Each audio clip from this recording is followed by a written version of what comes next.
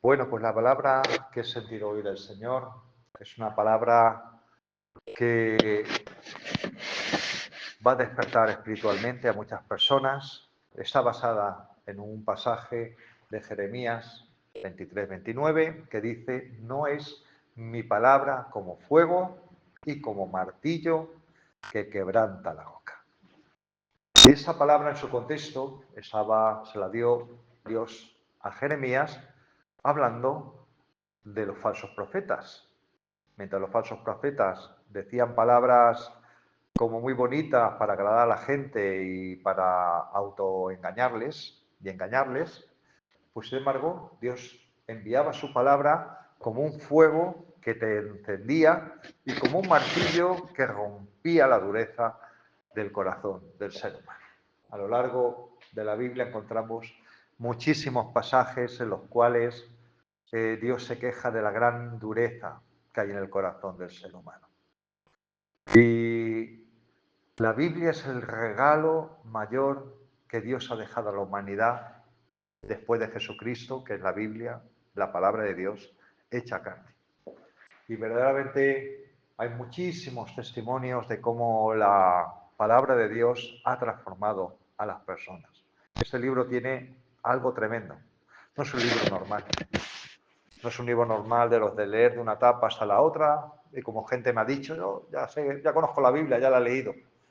Verdaderamente, cuando se lee la Biblia con propósito, para conocer a Dios, para obedecerle, hay algo que experimentas, hay algo que se produce.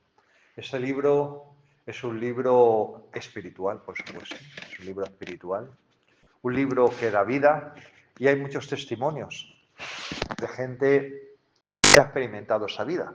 Estaba leyendo unas anécdotas en el día de hoy y había en el siglo XIX una mujer, lavandera del oficio este, que había entonces, que iban al río, pasaban la ropa por las aguas, lo hacían todo a mano, pues para que la gente que pudiese pagarlo, pues le hacían la colada antes de que se inventaran las lavadoras. Y esta mujer era muy fiel a la iglesia, iba a los cultos, escuchaba la palabra, y era una mujer sin cultura, una mujer sin estudios. Entonces, un amigo suyo o una amiga le preguntó: ¿pero por qué vas a la iglesia si no te vas a enterar de casi nada de lo que dicen? Y ella dijo: ¿sabes una cosa? Yo voy a la iglesia por la misma razón por la que llevo la ropa a lavarla en el río. Porque aunque de muchas cosas no me entero, simplemente el que el agua pase por dentro mío, que la palabra de Dios pase por dentro mío, me limpia y me purifica. Entonces, pues una de las cosas que me gusta enseñar a la gente, que en el tema de la Biblia no es lo que no entiendes donde está el problema, sino lo que entendemos. Lo que entendemos es lo que nos produce cierta reacción positiva o negativa. Y esta mujer entendió el sentido purificador de las Escrituras en el ser humano. Cuentan otra historia de México, de un famoso ladrón criminal que había, que huyendo de la justicia se escondía en una cueva. Y no sabemos cómo se llevó una Biblia, y como no tenía otra cosa que leer, pues se puso a leer la Biblia pues de lo aburrido que estaba. Al cabo de los meses, después de una intensa búsqueda de todas las autoridades por las fechorías de este hombre, se presentó en una comisaría para entregarse. Cuando le vieron, dijeron: pero oiga, pero ¿cómo ha sufrido usted ese cambio? Le digo: mire, me entrego para pagar por mis pecados, igual que Jesús se entregó por los míos y pagó mis deudas. El efecto que produjo en esta persona la lectura de las Escrituras le dio convicción del pecado. Y por último, otra anécdota que me encanta, es la conversación que tuvo una persona que había sido alcohólica con un hombre muy culto, muy inteligente, muy agnóstico, evangelizando en la calle. Y este hombre culto, profesor universitario o algo por el estilo, a este pobre cristiano de baja condición social y cultura, le debatía que cómo era posible que pudiese creer en la Biblia. Porque la Biblia dice que el vino se cambió en agua. Y dijo, eso es científicamente imposible. Eso no pudo haber ocurrido. Y el pobre cristiano se quedó así pensando, ¿cómo le respondo yo a este hombre? Y le dio una respuesta muy sabia. Le dijo, mira, yo no puedo explicar cómo se transformó el vino en agua, pero sí te puedo dar testimonio cómo en mi vida Dios transformó el vino en agua. Entonces, la Biblia es un libro tremendamente poderoso para aquel que lo lee con propósito y deja que Dios te cambie. Ahí la palabra es como fuego. El fuego es una de las cosas más maravillosas que hay cuando se utiliza correctamente.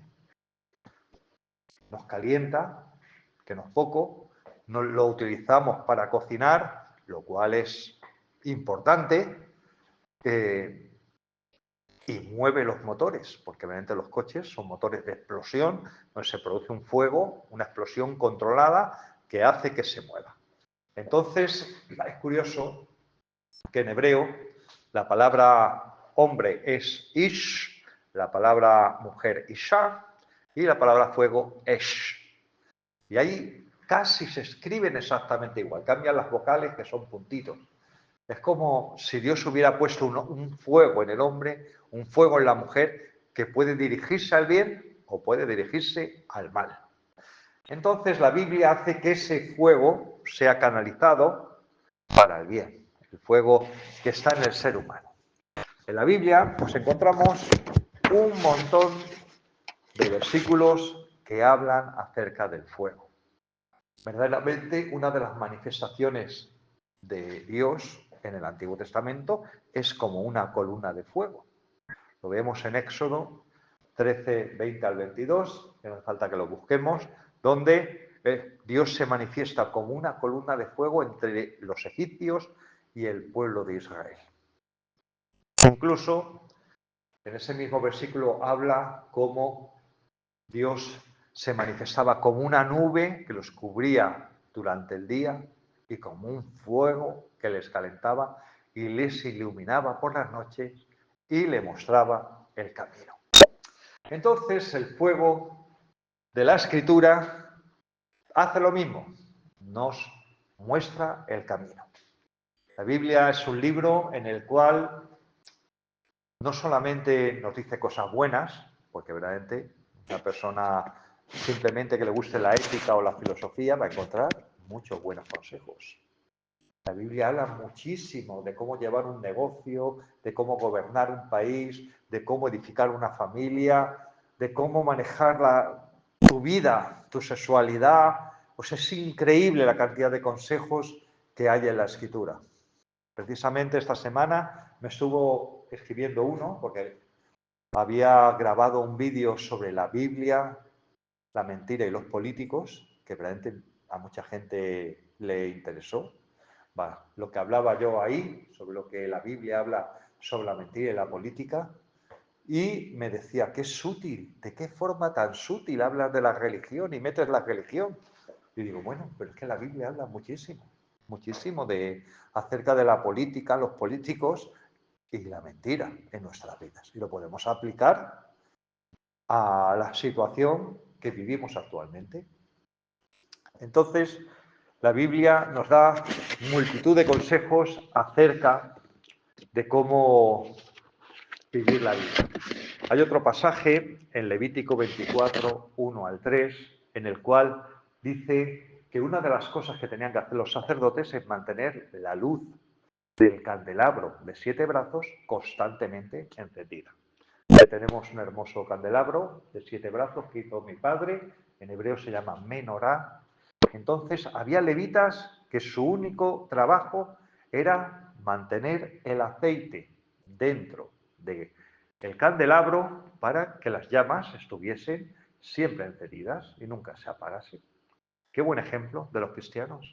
Necesitamos tener el aceite siempre dispuesto. Jesús nos lo habló claramente en la famosa parábola de las 10 vírgenes, cuando habló de 5 sabias, 5 insensatas, 5 con aceite y 5 sin aceite. Bueno, pues así le van muchos cristianos. No tienen aceite y no tienen luz. Entonces, para que la llama prenda, ¿qué tiene que haber? Aceite, símbolo del Espíritu Santo, y la mecha, que nosotros somos la mecha. Hay cristianos encendidos y cristianos que no están encendidos.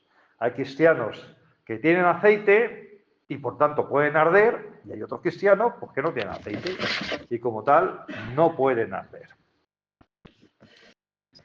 Me encanta el pasaje en Lucas 24, 32, cuando los discípulos se encuentran con Jesús en Emaús, de camino a Galilea. Y dice que se encontraron con una persona, pero sus ojos estaban velados. Y les empezó a hablar de que era necesario que el Cristo muriese, que resucitase. Ellos estaban tristes. Y de repente, cuando se sentó con ellos a comer, bendijo los alimentos, dijeron, Jesús, ¿eres tú? Y ellos se quedaron, pues, gozosos y bendecidos porque el Señor se les había aparecido. Entonces, cuando hablan entre ellos, le dicen, ¿no ardían nuestros corazones cuando Él hablaba? Hay un fuego de Dios que se transmite cuando hablamos las Escrituras. Cuando tú lees las Escrituras con el propósito de querer aprender acerca de Dios, hay un fuego que se enciende en tu corazón. Empiezas a ver buenos y malos testimonios, gente a imitar, errores a evitar, pero sobre todo los consejos de Dios, lo que debemos de hacer. Y por último, otro de los hermosos ejemplos de las Escrituras es el que tenemos en Hechos 2, cuando el Espíritu Santo se derrama sobre los cristianos y se les ve físicamente una llama de fuego encima de su cabeza. Dios quiere que seamos fuego. Hay una canción de los hermanos gitanos de Filadelfia que me encanta, que dice, el Espíritu Santo es fuego, el Espíritu Santo es fuego, el Espíritu Santo es fuego que quema, que quema.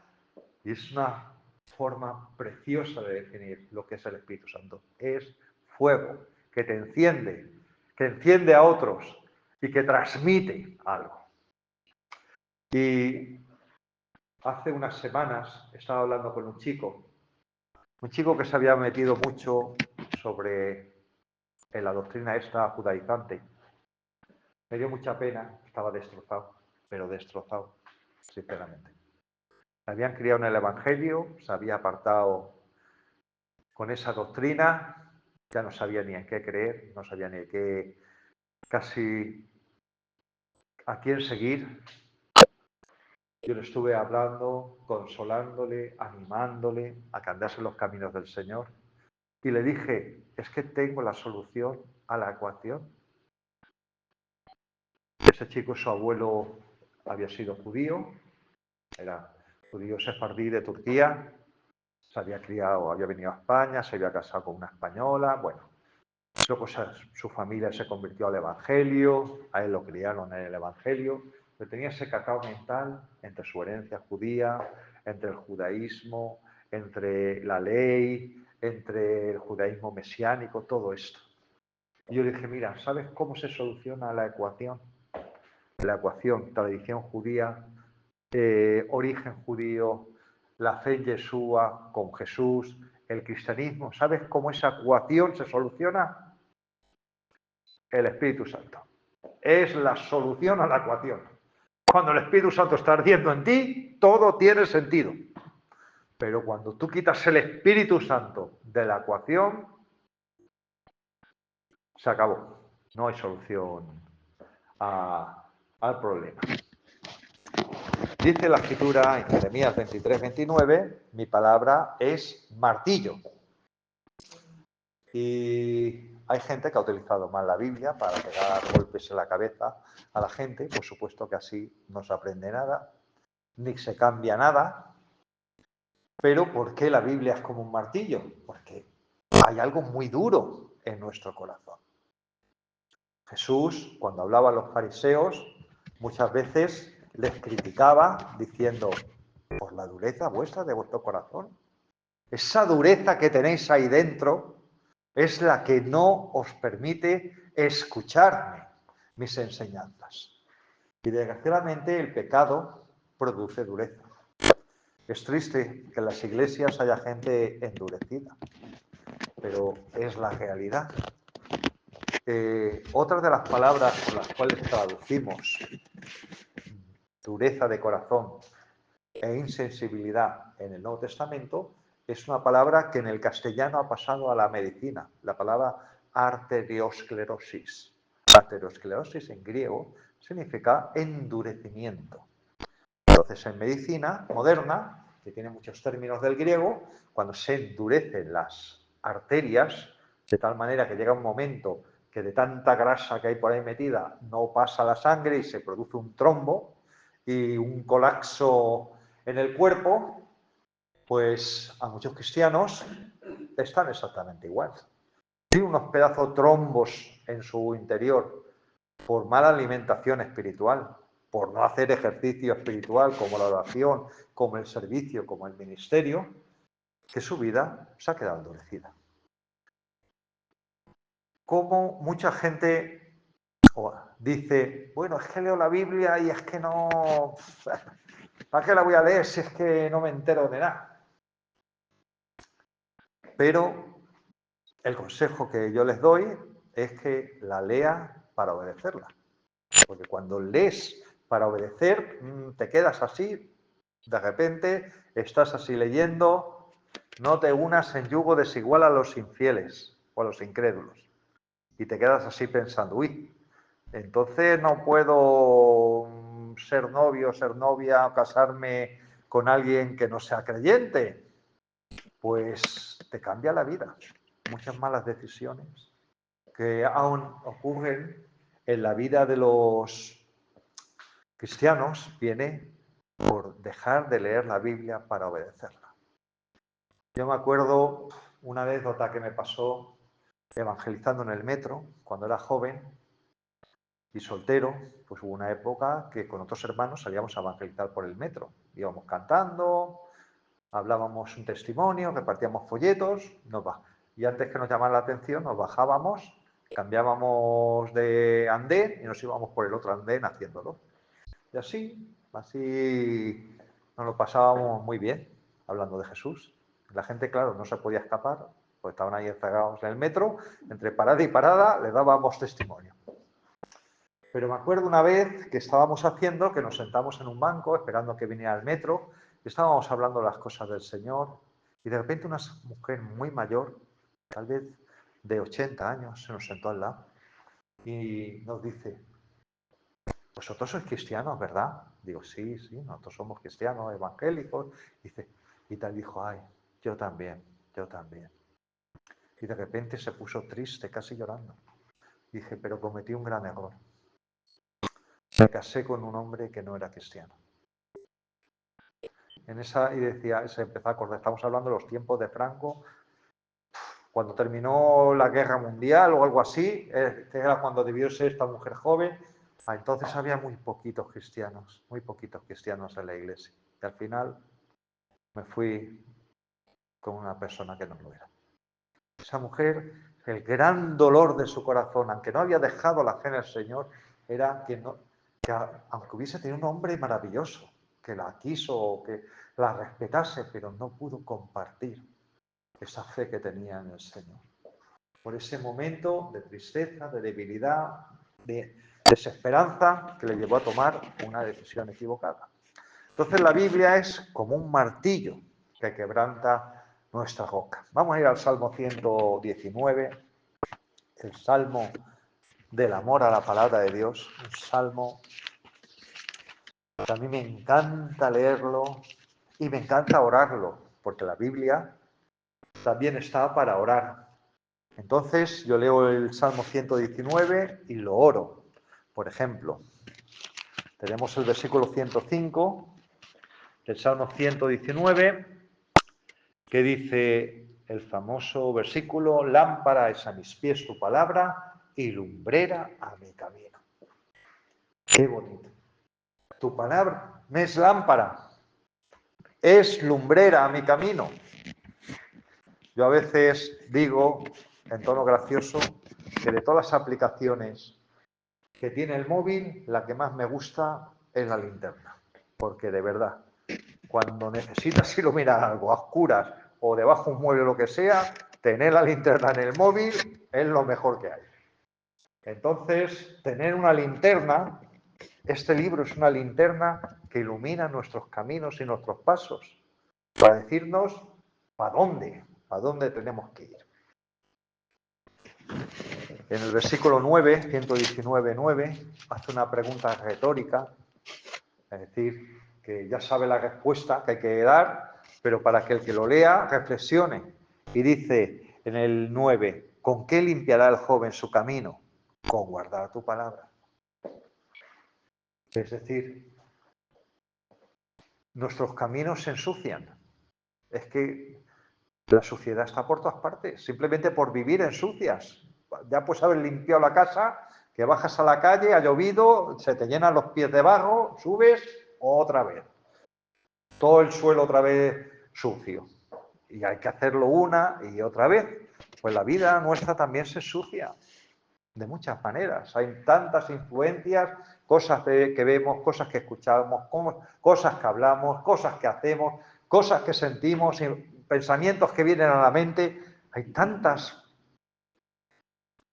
formas en que nuestra vida se puede ensuciar y generalmente ocurre cuanto más queremos acercarnos a Dios. Seguro que cuando te has puesto a orar, en ese momento te han venido toda una serie de pensamientos feos y malos para que te quiten las ganas de orar. Yo me acuerdo que había cierta persona que me hizo una gorda y que económicamente me defraudó.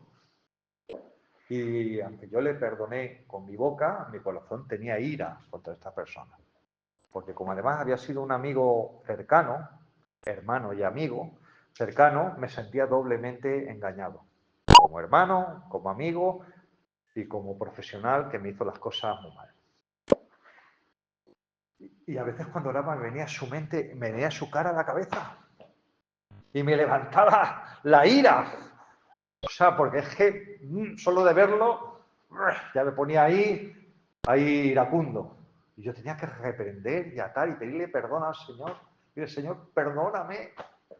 Yo he dicho que le perdonaba, pero sigo pensando mal de esta persona. Bendícela. Empezaba a orar por la persona. Bendícela a él, su familia, su economía y todo donde esté. Y bueno, pues así, como dice la Escritura, con el bien, pues combates el mal. Tentan ganas de maldecir, pues ponte a bendecir a la persona.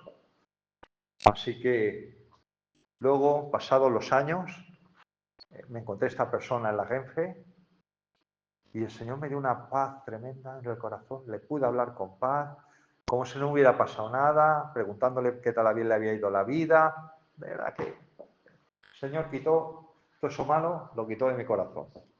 Así que, ¿cómo mantener limpia nuestra vida? Pues qué mejor detergente que la palabra de Dios. Dice en el versículo 18, otro versículo precioso: abre mis ojos y miraré las maravillas de tu ley. Wow. Qué hermoso, de verdad, que nuestros ojos sean abiertos. La Biblia trae revelación, te abre los ojos. Mucha gente tiene los ojos velados, tiene como una especie de ceguera espiritual que le hablas y no hay manera, están bloqueados. Pero la Biblia te abre los ojos, como esas anécdotas que hemos escuchado. Escuché también otra anécdota y esta era de un era ladrón y asesino japonés y estaba en la cárcel. Un tío malo que había hecho muchas maldades, pero tenía un compañero de celda que le habían educado en una escuela cristiana. Y aunque no se había convertido, pero el otro hombre estaba lleno de ira, de odio en su corazón. Así que el otro japonés le dijo, mira, ¿sabes una cosa? ¿Por qué no lees el libro de los cristianos? Te va a ayudar. Es que Dios es capaz de utilizar a cualquier persona, hasta incluso ese no se había convertido, pero ya estaba recomendando a su compañero el libro de los cristianos, que era la Biblia. Así que el japonés habló con su mujer, vete a buscar a los cristianos y tráeme su libro. Y cuando le trajo el libro y lo empezó a leer, se empezó a quebrantar, se empezó a dar cuenta de las maldades que había hecho. El Señor empezó a romper ese corazón endurecido que tenía en su vida, así que hizo llamar al juez y le empezó a confesar todas las cosas que había hecho, cosas que eran dignas de pena de muerte. Y por supuesto que con el tiempo le ejecutaron, pero le ejecutaron con paz en el corazón. Encontró lo que no había encontrado nunca antes. Entonces vemos el efecto que tiene la Biblia en la gente que se deja exponer por sus palabras.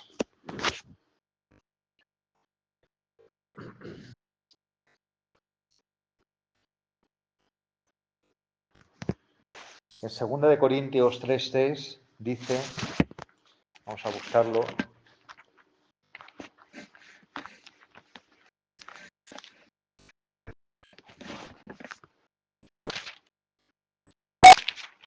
dice, siendo manifiesto que sois carta de Cristo expedida por nosotros, escrita no con tinta, sino con el Espíritu vivo, no en tablas de piedra, sino en tablas de carne de corazón.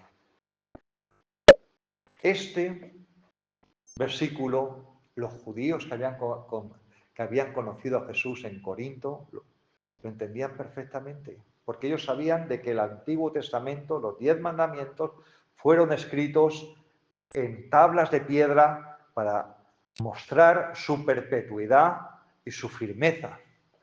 Y ahora Pablo le está diciendo lo mismo, mira, que el plan de Dios no era simplemente escribir sus mandamientos en unas tablas de piedra, como una especie de monumento ahí para que todos vean la ley de Dios, era escribir en vosotros su palabra. Cuando tú lees la Biblia, algo se contagia, algo se te pega, algo te entra en tu interior.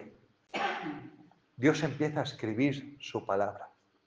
Por eso, esa canción, hay una canción también gitana que me encanta, de los hermanos de Filadelfia. Tú y yo, mi hermano, tú y yo, somos cartas escritas. Aleluya. Cartas escritas. Cartas escritas por Dios y por el Espíritu Santo.